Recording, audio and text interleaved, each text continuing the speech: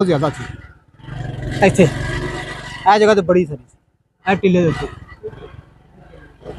ये आप रास्ता देख रहे हैं किस तरह जब्बो हाली है रास्तों की, ये आप देख रहे हैं।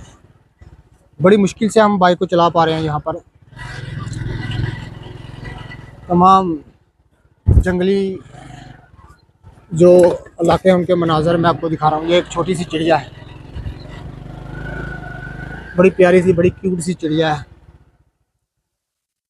सामने एक वो मैना बैठी हुई है।